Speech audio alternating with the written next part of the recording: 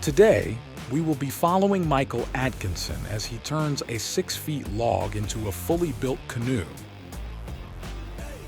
He is going to do so by using traditional and survival techniques, using natural elements like beeswax, and even making his own homemade tools.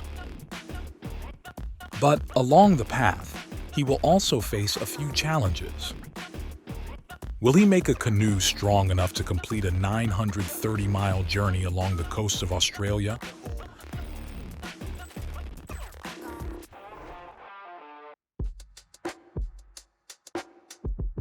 Here is where it all starts, with a 16-foot log.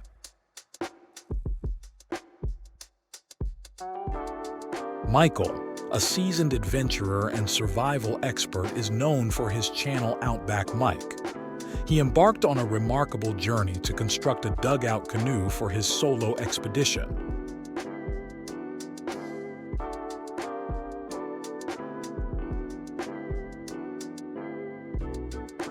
At the heart of this dugout canoe project is the careful selection of the right log, a critical initial step in traditional canoe building.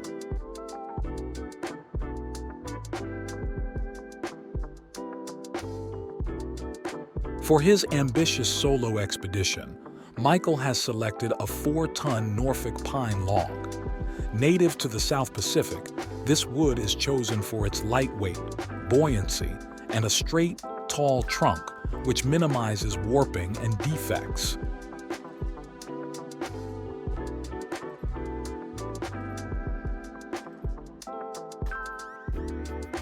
The centerpiece of the construction process is hollowing out the log.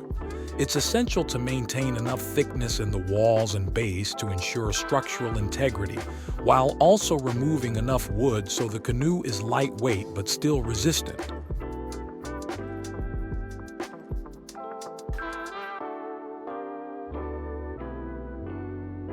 His survival skills will allow him to be as faithful as possible to traditional construction, and that's why he will craft all types of handmade tools, including this bamboo measuring device.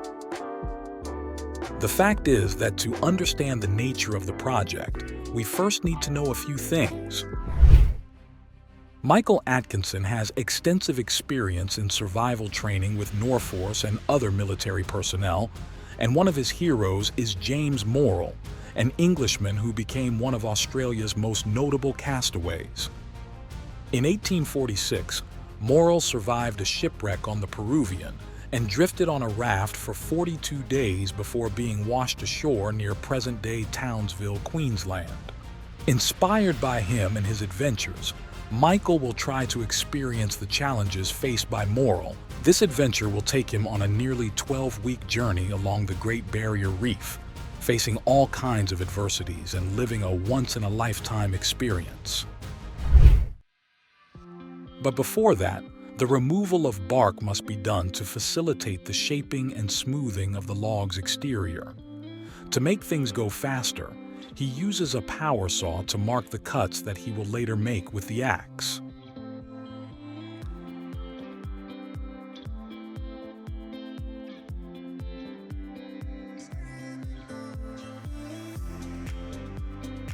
During this process, Michael finds his first challenge: a set of borers starting to eat up all the wood. The holes that the larvae make go quite deep, which can be very bad news. Borer holes create cavities and tunnels within the wood, which compromise its structural integrity. For instance, moisture trapped in these cavities can accelerate the decay process, as it provides a conducive environment for fungi and other decay organisms to thrive. He wants to stick to a survival environment, so Mike won't use any poison or chemicals to kill the borers. Instead, he will heat them up to hopefully get rid of them. We will see later how this unfolds. Once the wood is cooled, the process can continue. He starts to shape the exterior of the canoe, refining its aerodynamics and hydrodynamics for effective travel in water. The bow and stern are crafted into specific shapes that efficiently cut through the water and manage the surf when close to shorelines or in rougher sea conditions.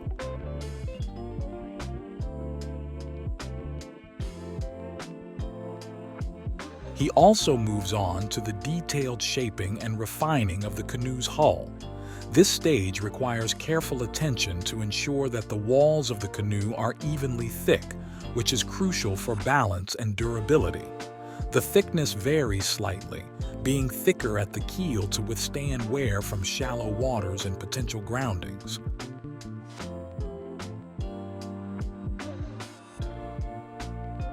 Still, the borer's problem continues. So I've just flipped over the canoe for the first time, and there's borer holes everywhere. And that's a bit of a worry because I don't know how deep they go. I'm hoping no more than like an inch or two, but if they've gone deeper than that, I'm really going to start losing a lot of depth to my canoe. And depth is safety because that's how much freeboard I have from the ocean coming over the side into the canoe. So I'm going to clean this off or take out the bulk of wood that I need to as quick as I can to see where the borers are at, and then I'll have to try and manage them again, probably with fire like I did last time when I first noticed them. The fire was effective indeed, and hopefully this will be the last that we see of them. Once the worm problem has been fixed, the canoe must still be shaped.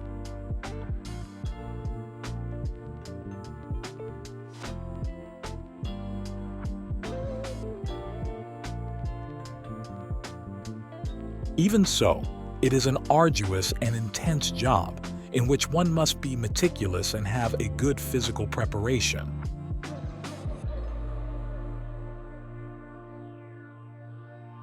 Traditional canoe carvers had an intimate knowledge of their materials. They understood that the direction of the wood grain significantly impacts the ease of carving and the final strength of the canoe. Michael, in a similar vein, pays close attention to the wood grain as he carves. When using the axe and the adze, he ensures that each cut aligns with the grain rather than against it. His technique with the axe is measured and rhythmic, swinging the axe in controlled arcs. This approach minimizes the risk of splitting or fracturing the wood.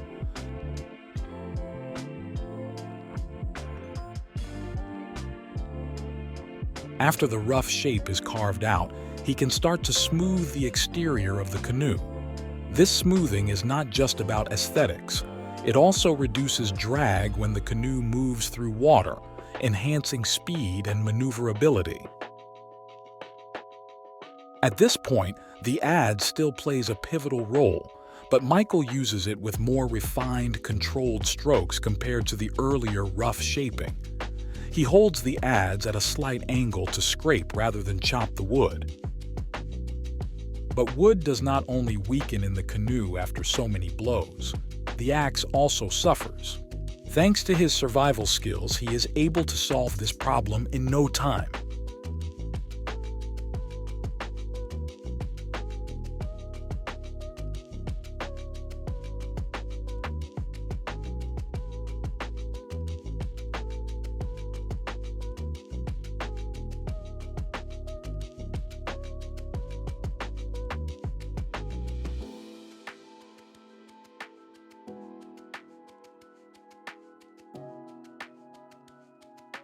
Finally, using a knife, Michael can make precise adjustments to the canoe's surface, especially around the intricate areas like the gunnels, the bow, and the stern. The knife is particularly useful for evening out transitions between different sections, ensuring that all parts of the hull integrate seamlessly and fluidly.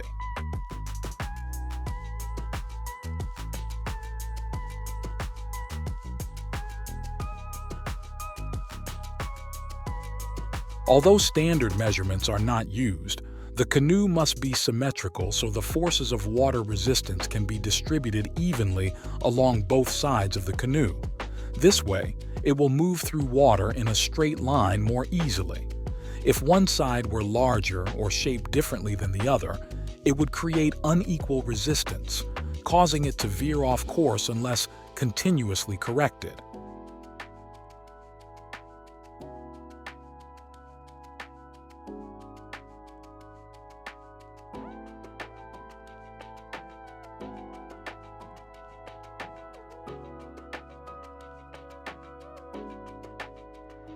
Michael needs to prevent the wood from receiving direct sunlight and drying out, which could lead to cracking or splintering. When Michael plans the canoe's interior to include enough space for sleeping, he must also consider how this will affect the canoe's external shape. The exterior must be refined. This ensures it does not become too bulky or lose its hydrodynamic efficiency due to increased interior volume. The work must be consistent and accurate, but sometimes the calculations fail. So you can see here I've made a bit of a mistake. The grain goes down on an angle like this, so when I cut it in this way, it breaks up like this and breaks away. I really should have been cutting it from the other direction like that. So as you go along the log, the grain goes up and down like that. You've got to keep checking so you don't have this kind of problem. This change in the cut allows Michael to finish the job without any problems. A streamlined hull must have a smooth, contoured shape to reduce the water drag by allowing water to flow over it smoothly. This involves having a pointed bow and a tapered stern. Michael ensures that the bow is sharp enough to effectively split the water as he moves, reducing the impact and spray. The stern is also shaped to leave the water smoothly, which helps in maintaining the speed and reducing the wake.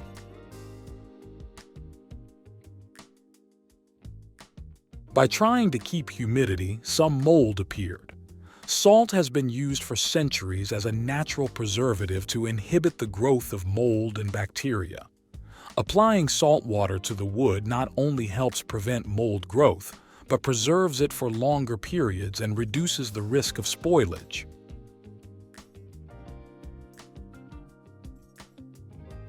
For the precision carving phase, Michael uses smaller, sharper adzes that allow for more control and accuracy. The fine adze is particularly effective for smoothing and shaping the curves and corners where the hull meets the canoe floor, which need to be precisely angled to ensure stability and comfort.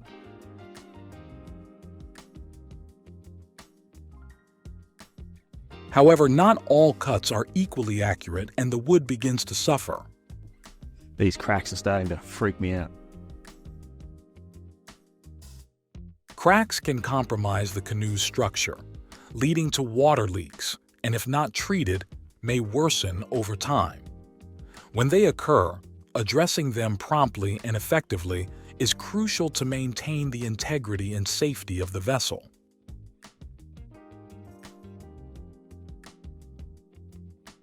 A good way to prevent this from happening is to have very sharp tools. Sharp tools make clean, precise cuts in the wood, which is less traumatic to the wood fibers than the jagged tears caused by dull tools. Clean cuts heal better and are less likely to develop into cracks, as the wood fibers are sliced neatly without unnecessary pulling or tearing.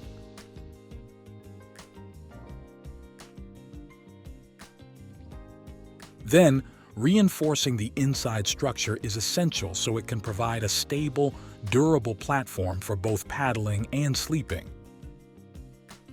Before, salt water served him to get rid of the mold, but it also has the ability to attract and hold water molecules from the surrounding environment. By treating the canoe with salt water, the salt impregnated in the wood helps regulate its moisture content, preventing it from drying out too quickly, which is a very common cause of cracking. Outriggers are a traditional feature in many maritime cultures, especially those in the Pacific Islands where they have been used for centuries to stabilize canoes in oceanic waters. They significantly increase the lateral stability of a canoe.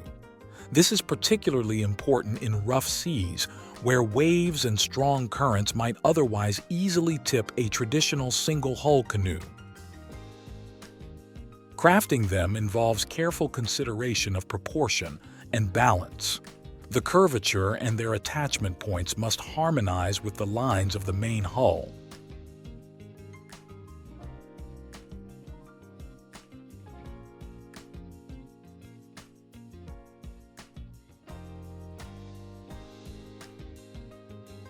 The crossbeams are positioned perpendicular to the main hull and run the width of the canoe, providing a stable platform for attaching the outriggers. It's the first time I've ever put the floats in position.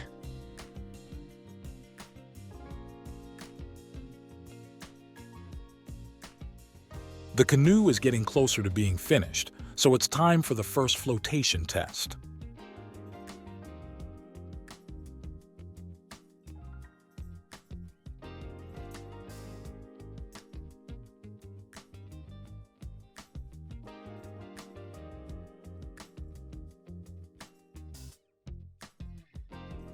As it seems, it works perfectly.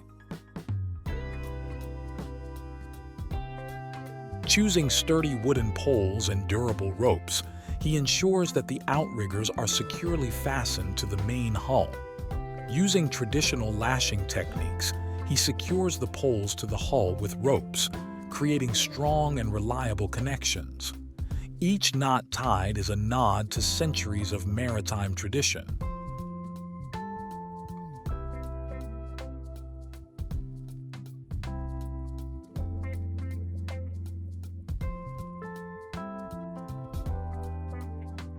A test in similar conditions to those he will experience helps him to keep in mind other elements he may need.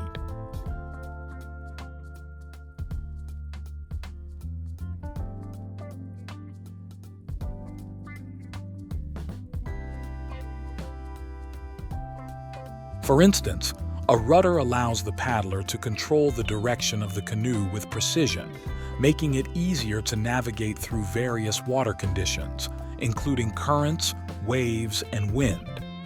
Without it, Michael would rely solely on paddle strokes for steering, which can be less efficient, particularly in challenging or windy conditions.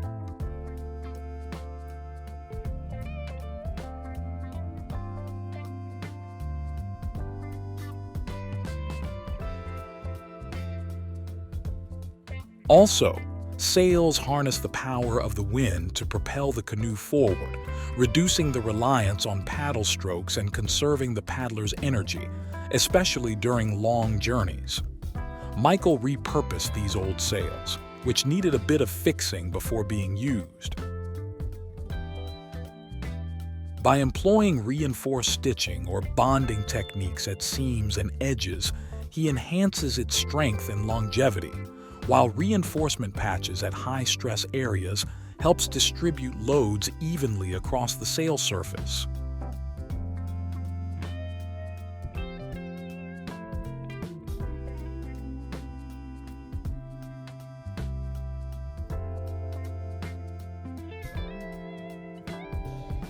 Michael carefully selects the mounting location for the mast step on the canoe's deck or gunwales. It might not seem so, but these sails are heavy. Mounting them can prove to be a very challenging job.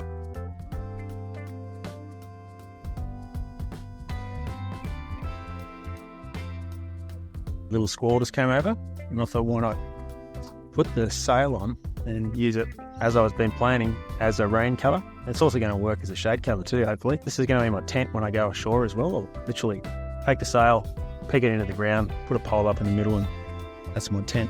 And I'll be sleeping under here as well. Got to sort of crop-proof it a little bit more underneath for some of the places I'll be camping.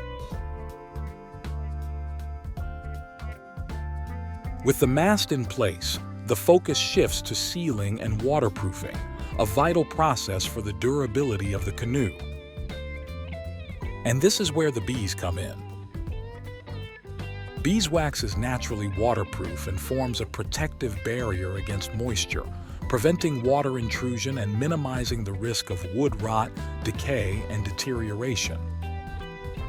As it is pliable and flexible when melted, it allows it to fill gaps and cracks in the wood effectively. Just chewing up the wax and the propolis to fix the leak. Quite a few bees in this one. I'd probably mix this stuff up with some grass as well to make it a little bit stronger. Once cooled and solidified, it forms a durable and resilient seal that can withstand stresses and hard movements. James Morrill, the famous castaway that inspired this whole endeavor, held the raft together with rope and nails, so Michael did the same with some copper and iron spikes.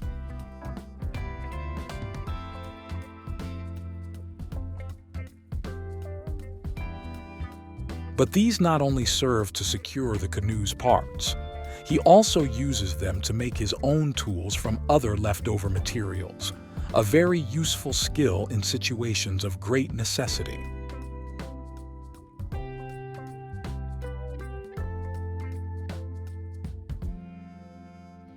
As he wasn't able to bend the timbers easily enough around the bow as a straight timber, he had to chop some little lines in it, which made it easier to bend.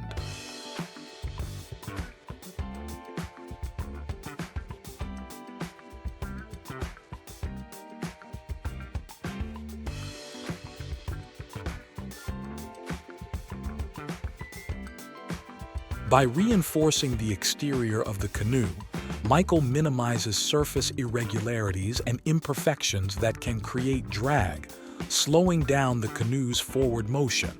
Also, this allows him to build some compartments in which he will be able to store everything he needs during the trip. From water and food to the cameras he will use to document the experience. It is important that all this is protected while leaving enough space to sleep.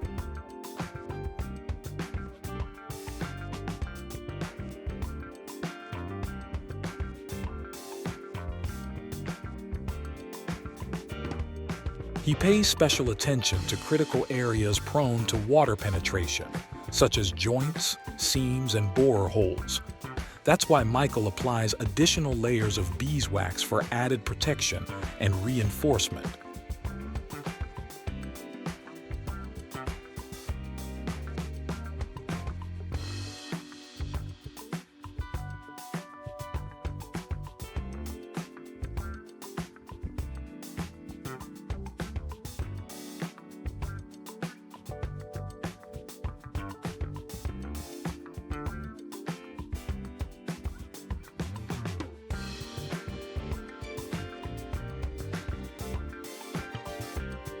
On the other side, the historical significance of dugout canoes cannot be overstated.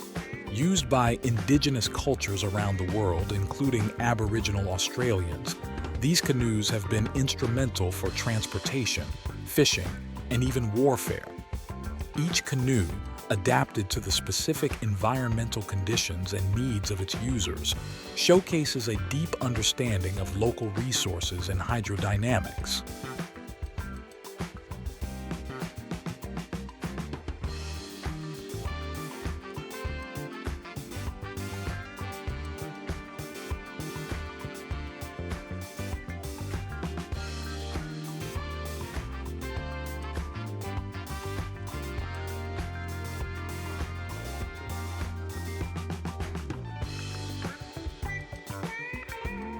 The construction of this canoe represents a fusion of historical reverence and personal challenge, shedding light on the significance of traditional methods in contemporary adventure narratives.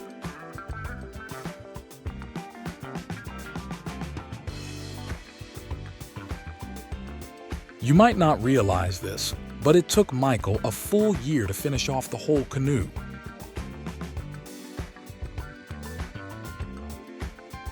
Now it's just about the finishing details.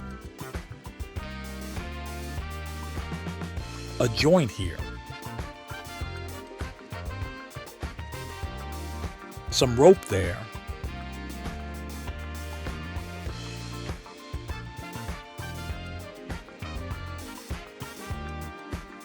And just a few more nails.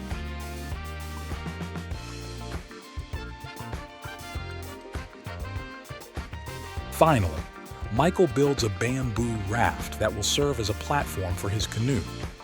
This adaptability highlights a sophisticated knowledge of maritime engineering and environmental stewardship.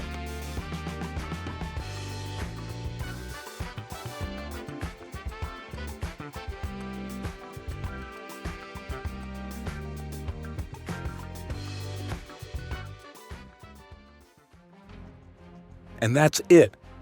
Now is the time to put it on the water.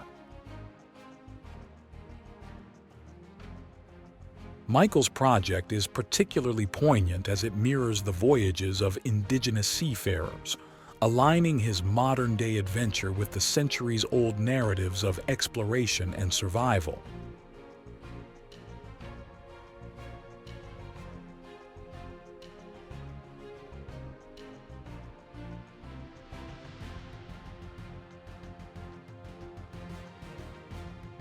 His endeavor to build and navigate this authentic dugout canoe is a compelling blend of traditional Aboriginal culture and extreme personal challenge.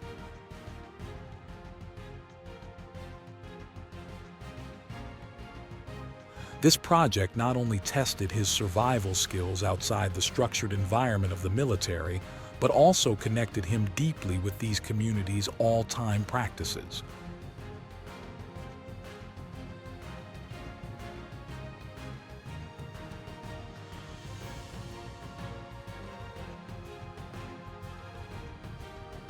By documenting his journey on his channel, Michael educates and inspires a global audience, bridging the gap between the old traditions and modern building techniques. His project underlines the importance of preserving indigenous craftsmanship, understanding historical contexts, and valuing the intricate relationships between people and their environments. In a broader sense, Michael's journey is a testament to the enduring human spirit to explore, adapt, and survive against the backdrop of nature's vast canvases.